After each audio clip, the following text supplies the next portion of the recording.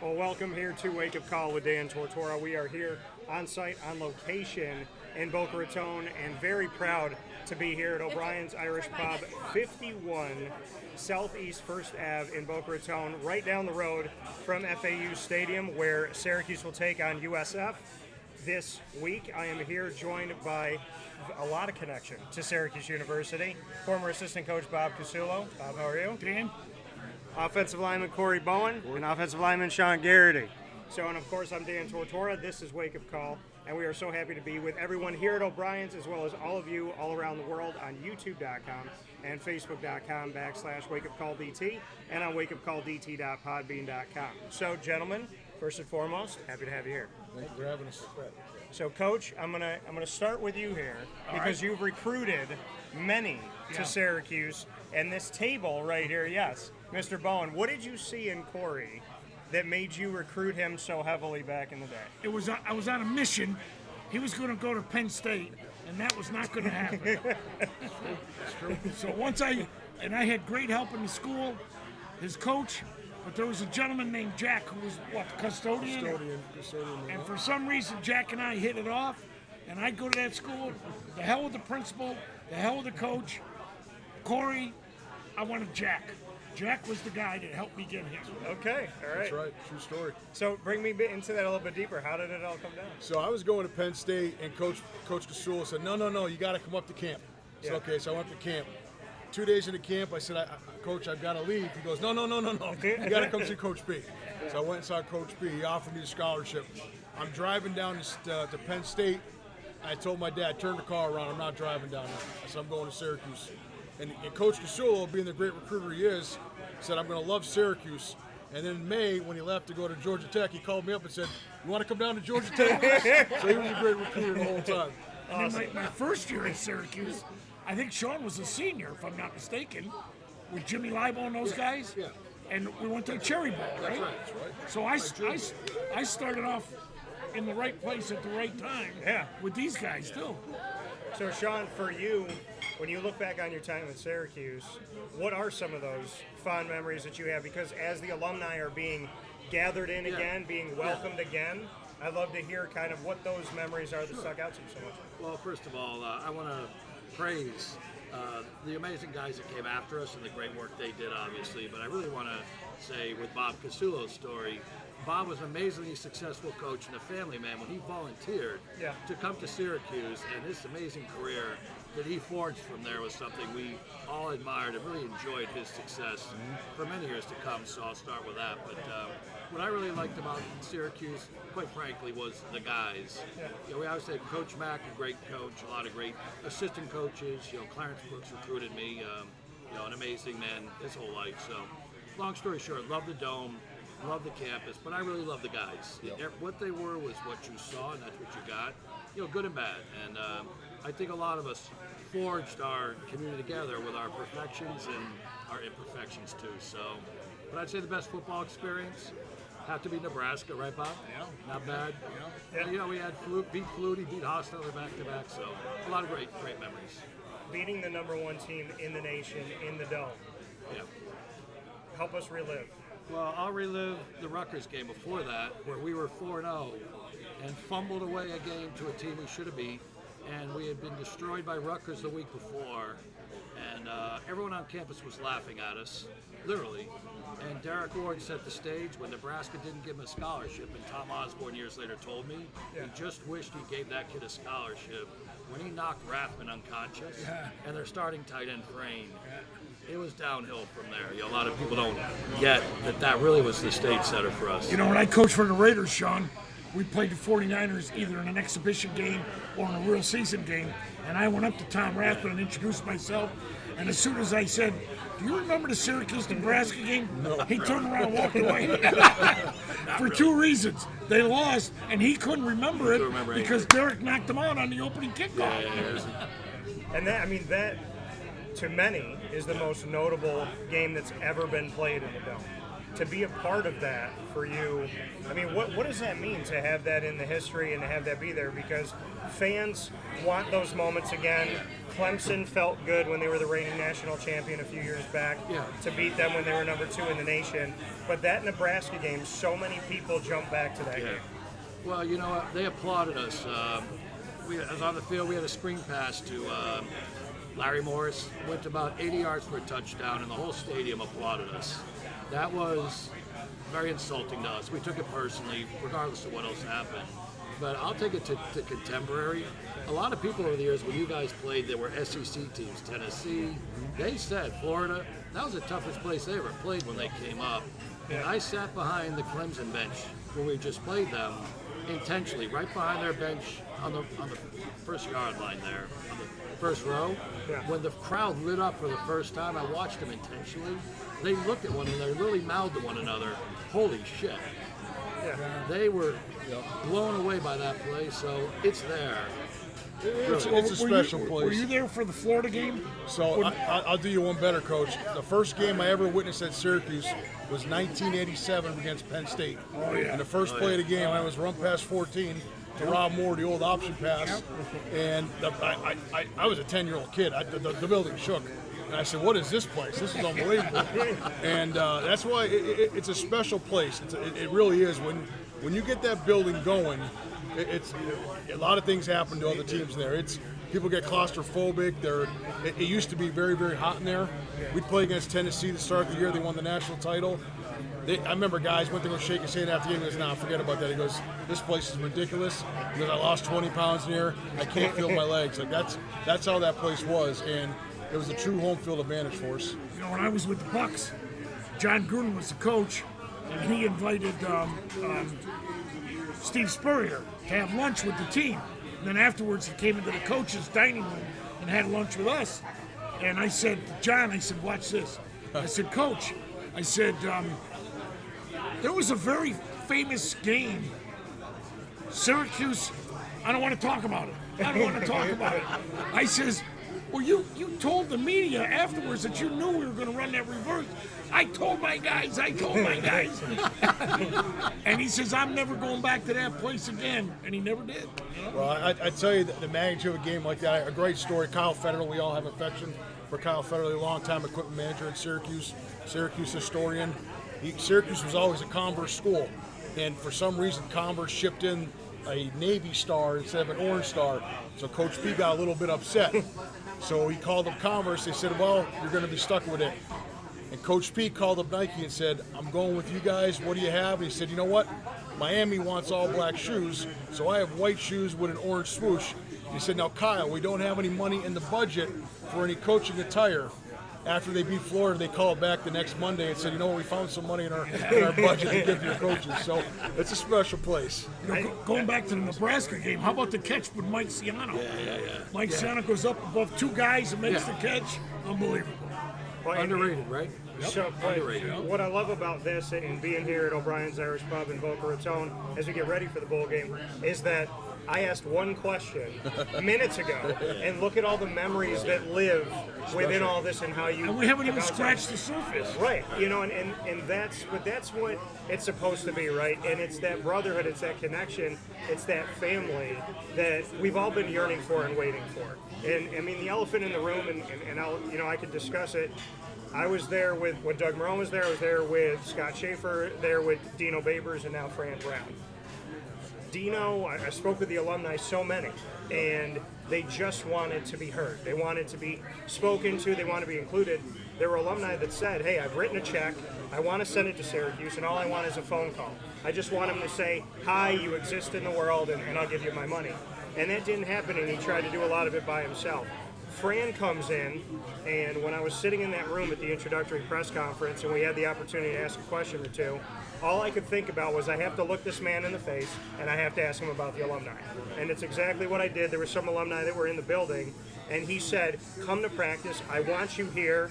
He said, I want your money, but I want your presence. I want you to physically be here, and you can come, and if you go to practice and you're around the team and you got a problem, you can come talk to me about it. We're having all these memories about all these things that meant something to us, but now I want to ask you all what it means to feel like you mean something to Syracuse again. Well, we were talking about it before we started this. As a coach, the character of the players that we brought in, from Coach Mac's assistants to Coach P carryover, was character guys. Of course, they weren't, in those days we didn't have 3, 4, 5 stars. We probably had all 3-star players, if I was going to rank them. We had a couple of upper echelon guys, but the thing was, it was this. Yeah. It was a team. It was team. It was 90. In those days, it was 95 scholarship players, and they were all together. And if you look where all these guys are now in their respective fields of profession, it's amazing. We were correct back then, Yeah. and look at them all now. They're all successful people, And I think that's what you need to get. And Dan, there's no reason for Shawn and I to be speaking with each other than the fact that we got the yes on our heart right here. And that's true. We talked really for the first time last week. That's right. We were on the phone for an hour, and it was like this. We're all the same stories. How did it happen? He called me up, and we just said, hey, what can we do for the young kids right now? That's kind of where we're at. Ironically, True. believe it or not, everything that's about to happen, to a good degree, is because of the question you asked. And you didn't finish his answer, which we all heard and loved. You asked the question, what about us, which we're grateful for. And we loved his answer, to be around. And if you're around, you can come in my office, and I want to see it. But what did he say if you're not around? He said, then zip it up. Zip it up, you may be part of the problem. Now, we've created a program called Your Number's Been Called. And it was really about us, but it's about us taking care of ourselves to the past. We all love one another. We all went through this. Coach Casullo was responsible for so many guys getting this road for their lives, and the other coaches that did that. We're going to do something just like Coach John Wildhack and the hiring committee did. We were grateful to them. They hired a guy in the staff that fits who Syracuse is, not what the game is. Yeah. And he's called us, and we're going to answer. But we're going to answer by making sure we love and take care of our own to the past. We're going to let the current players and their families know what we're really about as we do that. And when it comes to the next recruits, they're going to become known that we got our numbers back on. You're us. You're with us forever if you stay. Yep. Yeah. If you stay. If you go, we like you, we just don't love you anymore. We wish you the best. Yeah. And for the future recruits, we want those families to know the transfer portal and all that's fine, but not where we are. Yeah. And it starts with the past. So we're really happy you asked the question. We're happy Coach Fran called us back. And he needs to be prepared. I don't think he really understands what it means and what it's about to become. I haven't had a chance to meet him yet. I'm looking forward to meeting him. But we have Coach Fran and myself have a mutual friend, Donovan Darius. Yeah. And I remember I recruited Camden and South Jersey for years, along with Eastern PA and Delaware. And I remember going into Camden, and wow, that was rough duty. Donovan Darius was the best. His family was the best. And those kids, and then I went, Nate Hemsley, remember Nate? Sure. Yeah. And Daryl Parker, there's Will Walker, Jason Poles, who works for the What a university. great guy. Marvin Harrison. Over the I was bridge. just with Forget Jason, him. by the way. Were you? What a great Yeah. guy. Yeah. Did he get money from you? I think I borrowed $10 from him. I believe that. But the hotbed where this coach is from, in South Jersey, there's talent to be had there. There's talent. Yeah, well, and to look at the Northeast, and it's something that the alumni has always meant a lot to me. And it was funny because going through this whole process in the coaching search, I've always spoken about the alumni for many years, and we wouldn't have connections if I didn't care, and you guys didn't care back. And it was so important to me, and I had some so-called fans of Syracuse say, why does it matter to you? Why do these alumni matter? Why are you obsessed with trying to help? And I said, obsessed is the wrong word. I know where we came from. Like, it's my city. I was born in that city, 11 minutes from the Dome, on the north side on Court Street. My parents were there, my grandparents were there. I'm there now. When I look at my community and I see the people that you recruited and so many people recruited and you guys that came in, you weren't good football players, you were good men who happen to also be good football players. And what you did for the community and what you continue to do for the community when you're welcome, that's what I care about. So I'll put myself on a sword for anybody who cares about the university and about the football program, because I valued you as a child. I grew up watching and collecting these books, recruiting, and I've been banging that drum, and so to hear John Wildhack say, I want that, and then to hear Fran say, I got that, and then to interview Kirby Smart from Georgia, and I said, what can you tell us about this guy? And he said he knows everybody in the Northeast, and then he ended it by specifically saying he knows everyone in Philadelphia. And it just really hit me. And then I look at the commits that he's got in, and it's New Jersey, New York, Philadelphia. And so the Northeast, to me, is such a beautiful thing, on top of talking about the alumni connection, and you going there way back when. I appreciate that, because New Jersey, Massachusetts, New Hampshire, Vermont, Pennsylvania, New York, Connecticut, all of these places have incredible student athletes that constantly are being beaten down by somebody making up this thing that if you're good, you're in Texas, California, or Florida, and that's not the truth. Well, those players can supplement the program. Yes, that's right. Okay, and what Mac did, he drew a circle on the map, a 5-hour radius in the Northeast, New England, Massachusetts, Connecticut, PA, Jersey, Delaware, Eastern Ohio, and Canada. We got players from Canada. Ron Diaz. Yes. Ron yes. Diaz. And look at Matt Bergeron now from Canada. And drew the circle, and we just, when recruiting started, we got in our cars, and it was like the spokes of a wheel. We just took off. And Mac had a great philosophy. He started every recruiting season by saying this: I want each one of you guys, there was 9 coaches, each one of you guys to bring 1 or 2 players in here that we have no business being a part of. You get them in my office, and my job is to make sure they don't leave. And you look at these guys that we got. I mean, all these guys were recruited big time, and we got more than our fair share of them. You know, and that's what it's got to be. I'd be remiss if I didn't say this, but look at what we had on our staff. Bob Casullo and the late George DeLeon recruiting in New Jersey. Not many people get to have that. These guys went toe-to-toe with Penn State every single time, and more times than not, they came out on top. Well, and that's the thing, is that when the whole Sandusky thing came about, there was the notion that Penn State was going to suffer, and Syracuse was going after a lot of the same guys. And I'm talking to these guys on the recruiting trail, and they're thinking, okay, maybe finally Syracuse will get some of these guys in recent history, because who wants to go to Penn State? And there's all this stuff going on in the background. What type of penalty are they going to pay? Penn State didn't suffer. Syracuse still lost during the entire Sandusky time period of the case and everything going on. And it got to a point where if I talked to a kid who was recruited by Penn State and by Syracuse, and I asked him about James Franklin, and I asked him about whoever the coach was at Syracuse, you could hear him smile about Franklin, and then he'd be different. And that whole beating Penn State, getting somebody away from Penn State, because let's face it, there's not a fan in the world or an alum in the world or anybody who's ever been connected to the program or who is now that wants to lose on or off the field in recruiting or in a game to Rutgers, to the UConns, to the Penn States, the Pittsburghs, and so on and so forth. But Penn State's that one where Syracuse used to win. Syracuse used to actually fight that. The day they fired Paul Pasqualoni, you had 25 years of relationships in the Northeast walk out the door. Yeah. These guys didn't just make a phone call, drop in. If you would have seen our coaching clinics that would take place in Old Manly, the bleachers would be packed with high school coaches all over. We'd have 600-700 coaches. It was unbelievable. You know, but before, you had Randy Etzel, who did PA from York, Pennsylvania. Ivan Fears was from the D.C. area, Virginia. George O'Leary was from Long Island. So you had your roots there, and the coaches just basically were going to their home areas and getting these kids. You know? It's all about relationships, and I talked to Fran Brown about this today with National Signing Day, and I'll be airing it shortly.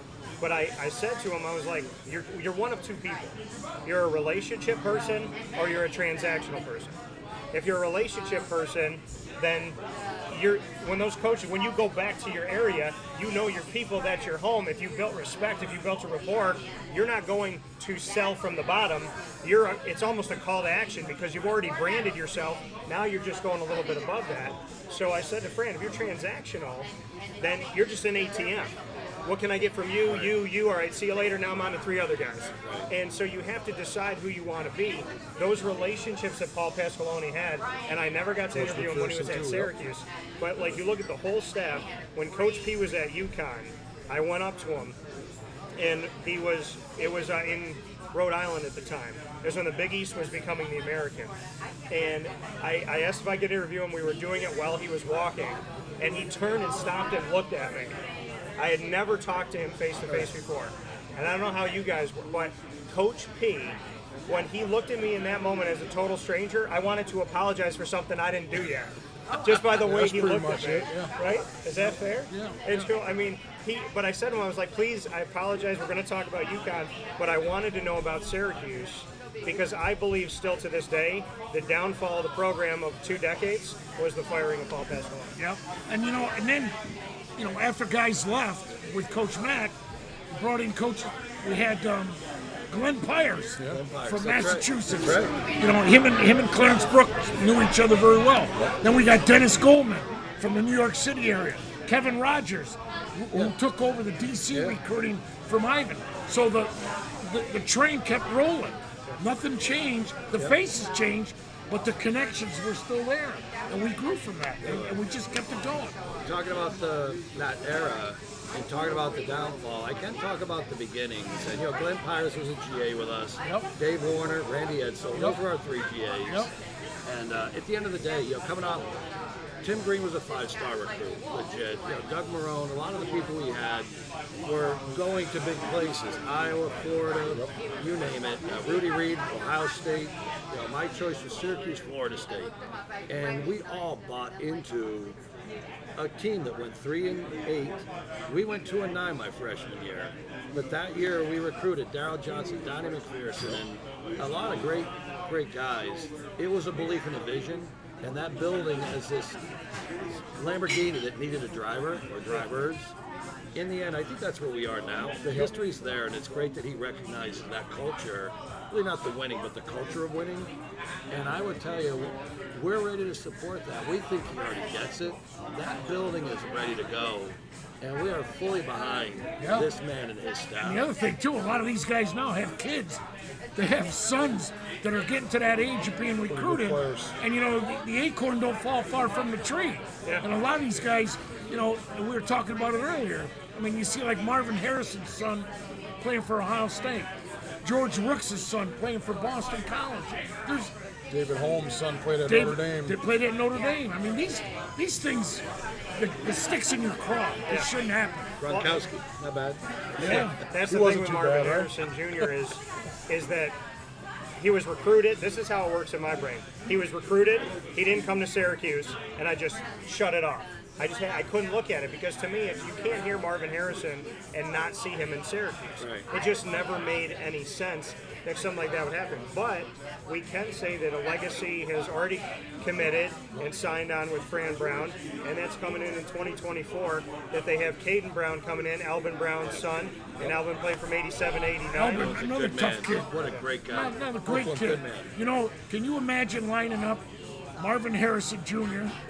opposite this Gatson kid? Yeah. My goodness, if he comes back healthy, he's 6'3", Marvin's son is 6'3". You put them on opposite ends, oh my God. And if I was this quarterback from Ohio State coming here now, I'd get on the phone with Marvin. Hey Marvin, you got one more year. Come on, give it a shot. Give it a shot. Shock the world. The one thing I can appreciate about Coach Brown right now is he's not backing down. He's going to compete. He's only been here 10 days. And he's really flipped the talent level that's come in here in 10 days. And if you look at the signees, they're in Georgia, where obviously where he coached, but the majority of them are in Jersey and Pennsylvania right now. And that bodes well for us. I mean, I think when you recruit the kids out of South Carolina and Indiana, and yeah, they may like Syracuse, but we're not on the tip of their tongue. The Northeast, mom and dad, grandma, grandpa, they know the history of Jim Brown and Larry Zonka and all the greats we had here. And it's important. It means something. And I think that the faster we get back to that, the more success we're going to have. Well, and I think, people hear the name Kyle McCord and they think Ohio State, but he's from Montvale, New Jersey. Montvale, New Jersey. St. Joe's Prep in Philadelphia High School. Yeah. So you look at the whole, again, the notion that there's not talent in the Northeast because and they don't go back to where these guys came from. But a lot of these guys that were decommitting from Texas A&M and from Ohio, leaving Ohio State, transferring in all these places, they were originally from the Northeast. Somebody found them within the Northeast. So it's not the Ohio State quarterback, it's the Montvale, New Jersey kid who happens to be really, really good, who happened to go to Ohio State, who's now going to be closer to home, whose parents can get to the games easier, whose family can get there easier. And my whole thing and my gripe with not recruiting locally in the 5 to 6 hour radius is that when you don't do that, those kids and their families grew up wearing Syracuse Orange. That's what they know. So you got a kid that's been wearing this his entire life, never takes it off, has gone to the games. It means a lot. But so the kicker on the other side is when he doesn't get a phone call, when he doesn't get an offer, when a bunch of these kids that went D1 that I talked to, they got offered all over the country. And I said, what about Syracuse? They said, they called us and they said, good job, kid, film looks good, hung up the phone. No offer, nothing. Those kids don't just leave. They want to come back to the Dome. They want to beat Syracuse. They don't want to build a family here. They give some of their clothes to Goodwill. So that's the thing that they forget about is these kids are good enough to go to the other D1s, to the Big Tens and to the Americans and other ACC schools. Pittsburgh's going after them. BC's going after them. There's all these Rutgers and so on and so forth. When you can go, even Nick Saban came up and took a kid out of Central New York. And then you look at Latavius Murray that ended up at UCF. All of these guys, Mike Hart over in Michigan, they grew up with this. When you don't show that love and they've earned the right to be recruited, they don't just get a little bit upset. They take their clothes, they throw them out, and they never want to come back. They're not going to build a family, and then it's going to hurt the community. You've got to work, you've got to grind. Nobody knows that more than you. You've got to grind in recruiting. Yeah. You know what I mean? You have to. And it's a big misconception there's not a lot of talent in New York or in the North. The 1987 team had 9 guys from the state of New York. Look at Robert Drummond. Yes. Robert Drummond, Amazing. Tim Green. Blake Bednarz. Sweeney, Blake Bednarz. Schwady. Come on. These guys all play big time. I'll give you a funny St. Joe's story out of Philadelphia, which I recruited for years, and I knew the coach very well, and he calls me. He says, hey, coach, he says, I got this quarterback. The only school on him is Delaware. I'm telling you, this kid can play.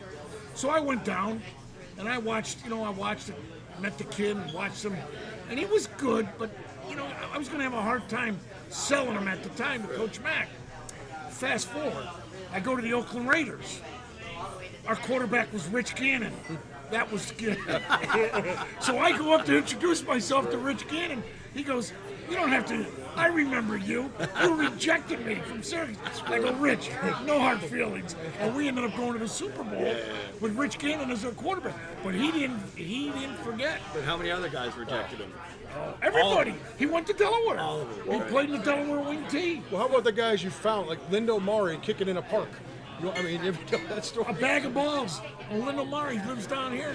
Brought a bag of footballs. He's kicking in a park. With his father holding the ball. And I went back and I told Paul. Paul said, well, give me some film. I said, he never played football. He played soccer. Kicking between 2 telephone poles. Yeah, he played soccer. So he came up on a visit. Of course, we had him up in the Dome. Man, this kid was good. Good. And we had Paul O'Neill. We had a bunch of guys that was just hell players. Good How about that, though? This day and age, probably one of the better NFL kickers in the last 20 years or so. I mean, the guy that played like 16 years was kicking in a park on telephone poles, and that's how he gets a scholarship to Syracuse. He comes to Syracuse. Amazing. Well, and he's one of the guys that you know. I mean, if you know and you think about how many kickers' names are like a household name. Yet when it comes down to a guy like Lindo Murray, I mean, everybody knows who he is. And one of the best kick. I remember not even being a Dolphin fan or a Saints fan when he was over the Saints, and just loving to watch. How many times do you walk through a room and stop and go, I got to watch this guy kick this field? I'm like that with Justin Tucker now. I will watch Justin Tucker do anything. But there's just so many moments and stories like that where, and that's what I love, and this is why I said there'll never be a star system on my website, because it's flawed. Because a lot of these guys that can't get out there, we got a new fan here now from Syracuse. But when you look at a bunch of these guys that are really talented, they don't have the 4 and 5 star because they don't have the backing. They didn't talk to the right coach. They don't have the money to travel. So there's a guy that they might say is the 5-star #1 tight end in the nation, but then there's a guy sitting in Connecticut who's really good, who's in a field somewhere with his dad, and nobody sees. I don't care. That's the Cell magazines. Who are you being offered by? Is it Penn State? Yeah. If we're competing against Penn State, Wisconsin, Virginia Tech, and we're winning, we're in good shape. Yeah. If we're competing against Kent State, Air Force Academy, nothing against those schools, we're in trouble. Another Coach Macazone, okay? If Syracuse is the best school that a recruit has on his list, we don't want him. You're 100% right. Look, Well, and Fran Brown was like that too. I mean, he said that, like, why not talk? You just said, like, bring the guy into the room when he said to you, bring me people that have no business coming to Syracuse, put them in the room, and it's my job to not let them out until they say yes to Syracuse. That's what Fran said. When you have coaches come into Syracuse saying, we're a 6-6 team, we're a 7-5 team, this is who we are. If you fight for your limitations, you get to keep them. I'm going to have the other side of the equation, though. I've been in the scouting recruiting business for a long time. Sorry if I just shot that down. No, you're right. But here's the thing. I've asked from Saban to Spurrier to Paterno at the time, a lot of guys, Mac Brown, and Coach, I'm sure you'll probably agree with this. You got 85 scholarship opportunities. And I always say you love every kid. I'm going to leave that as it is. But when it comes to kickoff, 20 to 30% of them are not viable for you. You know what they've all said to me? Never one has said, I wish. They've all, or you're wrong. They say, I wish that was it. There are a lot of mistakes that are made. And I equate it to old mom with a meatloaf from Wedding Cracker. Some of these scouts that are rating these kids have never seen them. They don't know their head from their ass, and they're wrong, and they all cheat on homework. I got it. A lot of them are right, but just as many are wrong. They're missing great guys that are. Well, those were the teams that won. Syracuse was never a 5-star place. It was a place it was a place where you took a 0-star, a 1, a 2, a 3-star, and turned them into the Don McPhersons, the Donovan McNabs, the Jay Bromleys, which is Justin what Pugh. I'm sure I wanted to bring this up. This is the one thing that this new coach has got to be aware of now, because it's at the end of the year, it's shuffle the deck. And if you get a 3-star kid, and all of a sudden he blossoms and he becomes a player, you got to continue to recruit him, because now it's a field day. Yeah. That last game, and everybody's on the phone. Nick Saban, I know. I worked for Nick Saban. He worked his tail off recruiting. And now with the NIL, you bet your life he's got a whole staff of people. All they do all year is watch film on other teams, and they say, hey, coach, this Shawn Garrity kid, he don't belong at Syracuse. We need to get him. And that's what you're going to have. That's the new thing that people aren't looking at. How many guys were in the portal as of a few days ago? 1,810. When it first opened, within It's a whole new game. a day or two, it was 1,100 just in the first. But I think somebody needs to educate these kids as well. Hey, you're in the portal. You're not guaranteed to get picked up. Now you're going and you're paying for your You're school. in, you might not get You're out. not playing football. It's a risky proposition. Well, I mean, what it essentially is it's musical chairs. Eventually, the music stops, and there's not enough chairs for everybody. So you could be a guy who spent a year in school. You don't have an education. You're 19 years old. You don't have a team. You don't have anything for free anymore. And now you're back in the neighborhood that you were in. You're not playing, and your life is what it was before a year ago. And don't forget this: when you're 40s, 50s, 60s, 70s, like we're all here because we love Syracuse and we're getting to go watch them in a bowl game. Where are these kids going to go? They have 3 different schools. I mean, this is a 30-year proposition. Okay, and that's so true. And that's what they're not getting right now. Don't go chase an extra 10 grand here or there. That's going to come back to you tenfold in a lifetime. Stick to a place that you love, that loves you. And Here's a question. I'm going to throw this out. Whatever happened to graduation rates? How do you determine them now? There's kids playing, I see on TV, this is quarterback. This is his third school. 7 years. Well, what happens if he graduates? Who gets credit for that? Right. And if he doesn't graduate, do all 3 schools get hit for it. hit for it? And if you run them off knowing they're not going to graduate Yeah. and put them in the portal, But you don't hear about that anymore. This is NFL free agency without the rules. There's no rules. Yeah, and That's they, the you know, problem. that graduation rates for years. I mean, we always had to check on these Prideful. guys. Yeah. And, you know, are they going to class? Are they too old plus? That's all gone. It's all gone. Well, and you hear Stetson Bennett when he was at Georgia joking that in 6 years he still didn't have a degree. And to me, if I'm the NCAA, I'm going, you should have a doctorate at this point, so I'm going to go ahead and investigate that. But there's guys that are applying for 7th year. There's one guy who's trying to get past 8 years to that was somehow. me, by the way. They said no. But, you know, there's with COVID and all these other things that they're trying to do now, but now you can play 4 games or less, and you can redshirt, so you can still I don't gain think the that's a technical- bad. I think and that's a pretty not good rule. That's not a bad rule. I don't mind that. But the question going off of what you've all been saying here is, put it to you like this. We're all here. We're all talking about a team that you know, I grew up around in my city and that you all care about and came and played for and worked for. If you go to 4 schools in 4 years, 4 schools in 5 years, 3 schools in 4 years, when you have a 30-year reunion, where do you go? Right. You're lost. Yeah, one of our I was talking to Tom Watson, one of our former alums players, and you know, he said, you know, my concern is in 10 years, what does an alum look like? Does a guy who comes for 1 year, is he an alum? Does someone who left after 3 years, is that guy an alum? What is an alum anymore? We got to work on retention. And we've said it starts with responsibility. Show these current players and their future players and families we care, and we got to help them understand why they stay. And if we can do that, we'll have retention, and it'll be good for everybody. The relationships you make, the friendships. You don't replace those. I wouldn't trade that for anything. And I joke all the time. It's a very rare place where you can walk around Shaw Dining Hall and get hit in the face with -5 degrees and snow up to your knees, and to walk away loving that. That's a rare place, in my opinion, and the people are what make that whole environment special, that whole area special. And I just feel sad for some of these kids that they're missing out on this. Well, I mean, the reality is NIL money gets spent, but you're never going to lose what's in that bank account when it comes to relationships. That's something that continues to cycle through, and it pays off dividends. When you build relationships wherever you are, including on a team, that's something. It's like investing in the stock market. It has the opportunity to grow over time. When it's just about the NIL money and who's going to give me the most in free agency in college football, then that money dies. It goes to a certain extent. You buy a few cars, you get this house, you go on some trip and spend a lavish amount of money, and it's gone. But when you build the relationships and you build the connections, which the other part of it is schools need to really dive into the educational side and the side of getting alumni involved that can get you internships, that can get you jobs, because football is going to end, and people don't, and no matter how many times you say it, these guys think at 20 years old, I'm going to play football till I'm 80. I'm going to play devil's advocate. Go ahead. You're 19, 20 years old. You're a spot player. You know you're pretty good. And some school calls you and says, hey, come here and play. Here's some NIL money. How are you going to turn that down? Okay. You're Deuce Chestnut. How much money do you get? How'd that work out?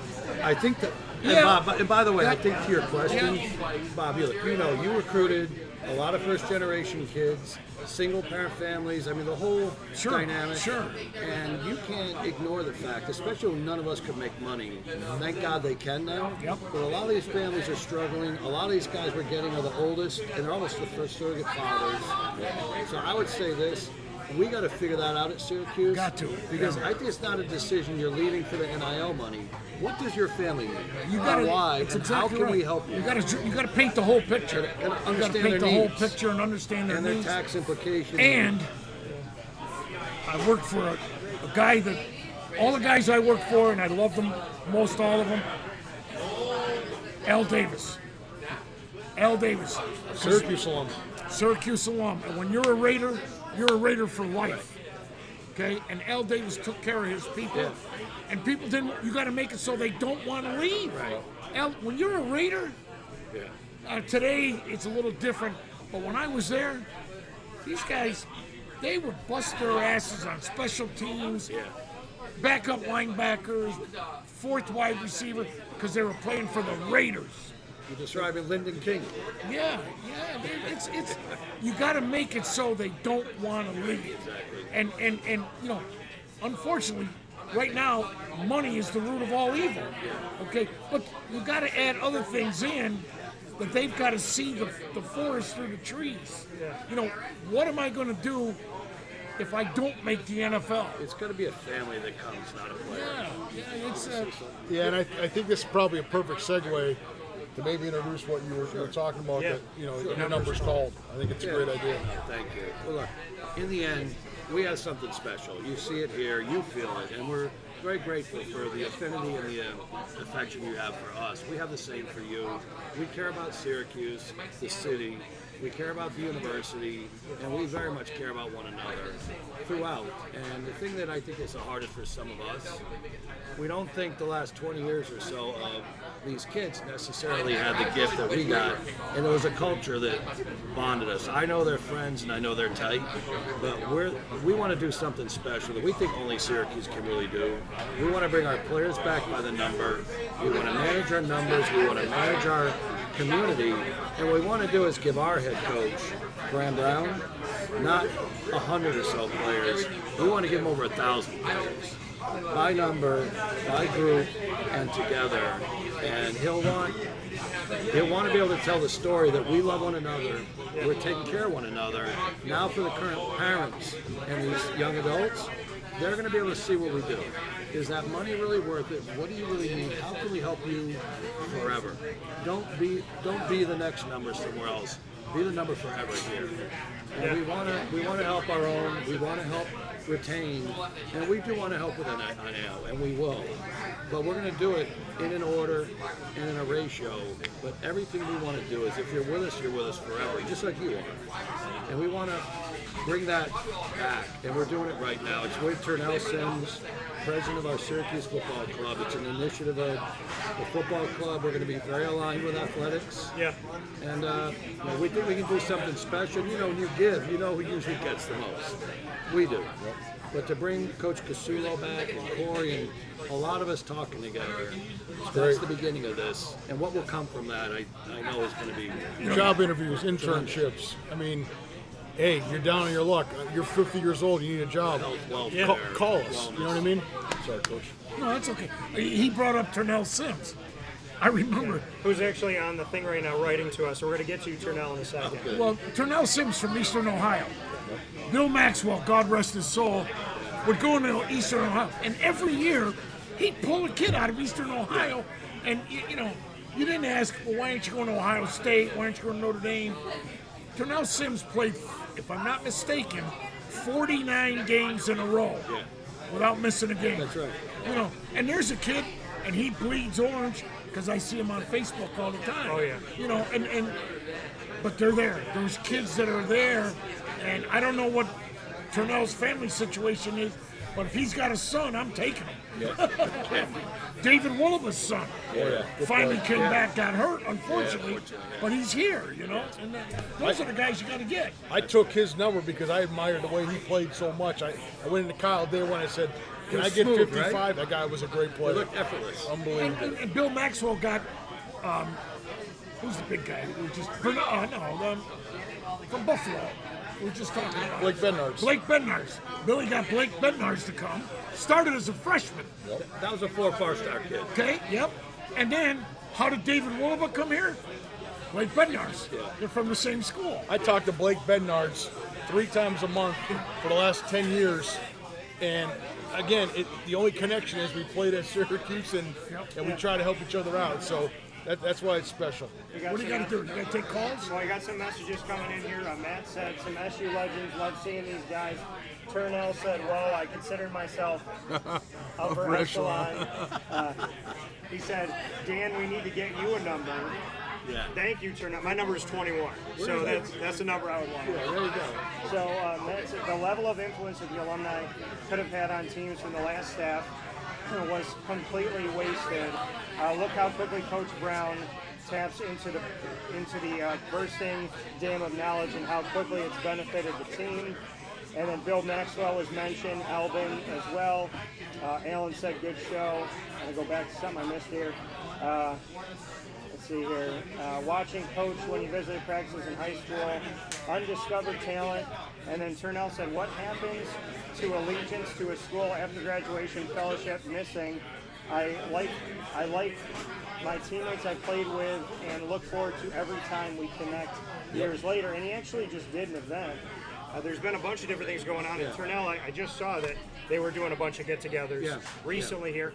And so it's the thing that's crazy is if you're trying to sell toothpaste, you go to the people because they use a toothpaste. So this whole notion of I'm going to push Syracuse forward with all these guys that I'm selling the toothpaste to, and I'm not going to bring in any of the guys whose teeth are whiter that came through here is insane because they don't have to beg you to care. They don't have to beg you to be a part of it. Everybody wants to be there. It's just taking, I said Syracuse for the last few years felt like there's a castle on the top of the hill and there's the city of Syracuse. And they didn't bring the drawbridge down. Then Fran brought the drawbridge down, and that's step one. But what I suggested to Fran is that you nail it to the ground and you never let it go back up again. Listen, we're making progress. Like it's night and day compared to what it used to be. Let's move on from that. Like but people are excited about it. Yeah, it's great. It's so exciting now to have something great. like that. But your number's called. I want to get into this for a second here. So if I'm wearing number 1, right? If I'm LaQuinn Allen Jr. right now. That's right. Then anybody who wore number 1, Ashton Broyles, so on and so forth, all these guys are going to interact with me personally, and they're going to work not just like NIL and that whatever, but they're going to work with me on maybe getting jobs. And their they're going to tell me about the past with the family, and I'm going to be able to interact and care about it because we hear about 44 all the time. But what about a guy who says, I want to play on the offensive line and I want to wear number 71 because this guy wore number 71. Right. Or I want to wear number 5 and I don't care what position I play because I remember, everything Joe Fields did for Syracuse and Marvin Graves and Donovan McNabb where number 5 means something. It's not just 44. There's 0 through 99 and I think that, growing up as a kid, there was numbers that were recognizable to me. But I feel like now, when you look at some of these guys that are on the team currently, you think to yourself, okay, I want to wear Rondé Gadsden's number when he's done, because Rondé Gadsden, when I was growing up and I was playing in high school, I wanted to be like him. So now I can wear his number. It's kind of like the Cowboys did it with 88. Everybody wanted to have Urban's number. So why not do that with every single number, but then put the people behind it, like you said? Yeah. And now every number has a pocket of people that are automatically an extension of your family. That's so cool. That's awesome. Forever. Yeah. And at the end of the day, forever is what it means. And the other thing that I want to recognize, and I've said this to everybody I've talked to, I've heard the same thing, ironically. I said, look, 62, 73, I need you right now. I'm calling 63 right now. Put your life away for a minute. Yep. And you know what they all have said, including Cory, which I'm really proud of and grateful for. He said, I'm in. What do you need now? Yep. What do you need? And everyone said the same thing. Kind of like everyone became a player again. Everyone said, what do you need? I said, no, you already did it. But I do want to recognize Chris Gedney. You mentioned 71. Wes Dove. We can keep going and going. Scott Kiernan. We can't, Scott Kiernan. We can't have any more of our guys suffering and out there. We're not there. So we're doing what we're doing for us. We don't need permission, but we also have it in our heart what we're going to do for the program in the future. But we're about us. There's too much going on out there. We're detached. And we allowed that to happen to us. That's our fault. We're going to fix something we let happen to us, including with our former coaches that are our family for life, and then we'll move it forward. Until we get ourselves together, we can't do anything for anyone else. Well, that's the thing. I mean, just sitting next to you, Bob, I mean, you guys, obviously, you said you know each other because of the S on your chest, right? Yeah. You have been everywhere. You've been in so many different places as a coach on a staff, collegially, professionally. You could easily talk with me and be a part of any panel discussion about any of the teams you've been with. But you still have an affinity and a connection to Syracuse. And I respect that so deeply because when you look at the coaches, it's like, yeah, you guys, you have the brotherhood, you have the guys that you live with, that you spend time with on the field and in practice and in the classroom. But the amount of people that you get to touch over a period of time is tremendous. So I don't want to just get out to the alumni that played. I want Fran to be like, hey, you know what? Let's get some of these coaches back because seeing Coach P, me being a Coach P kid growing up, most of my life was Coach P. When he came back in with Dwight Freeney and he stood on the field, I had to stop myself from two things: crying and running out on the field and going, "Coach, please don't leave." Because as soon as he went back and he looked around, and he's still tan and he got younger, and I don't know how he does it. He's the tannest guy. He's the tannest Italian I've ever seen. Coach Italians. Look at coaching Bob. high school football. But this is the thing. We can never go completely age. white. We can't. We have to be olive complexion at all times. And they said, my mom and I did it. We came down to Florida in January, and we sat out one time for 2 hours because it was cold. We sat out, it was maybe 60 degrees outside. I rolled up my jeans. We sat for 2 hours by the pool, didn't go swimming. We came back, and they said, "You've been sitting out in the sun for 8 days?" They thought that we were getting a tan the whole time. I said, "No, we turn it quick as Italians." But Paul Pasqualoni, I got to say, every time that man tries to retire, somebody goes, "No, Paul, I need you." And so I feel like having those, when Fran mentions George DeLeon, may he rest in peace, and you hear about Steve Adazio, you hear about Paul Pasqualoni, I want to see guys come around and be there, because selfishly I've spent a lot of years with you, and I hope that you know this, but I outrageously respect you, because you are someone who can very easily say, "I don't want to talk about this, I don't want to do this, I don't want to do that." Being in the Bob Casullo club, like I very much value the fact that you give me your time. Well, and the thing is, you want to be heard, and I'm not speaking about myself, but let me give you some examples of coaches. Ivan Fears, 6 Super Bowl rings. Yeah. Mike Wojcik, 6 Super Bowl rings. Randy Edsall, head coach at 3 major universities. George O'Leary, head coach at 2 major universities. Dave Campo, head coach of the Dallas Cowboys for a while. There's Kevin Rogers, coach Brett Favre. Jeff Stoutland. Jeff Philadelphia Stoutland, the number 1 offensive line coach in the country Terrell right Austin. now. Yeah, it's amazing. Terrell Austin. I mean, there's coaches with Syracuse pedigree that when the time comes, you got to get these guys. I mean, Jim Tressel. yeah, they're all out there. And, When you look at the coaching trees, it's crazy. George O'Leary told me a story about how he called when Latavius Murray played one season at UCF and he was homesick.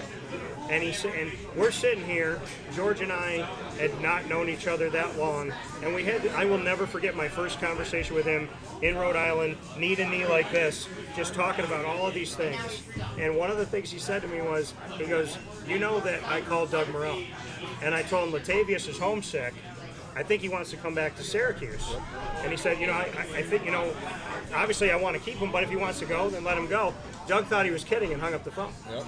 And I remember, I just think back, and when I hear these names coming through Syracuse coaching-wise, the coaching tree of Coach Mack and Coach P is astronomically insane to think about. And then you go Ben Schwartzwalder before that.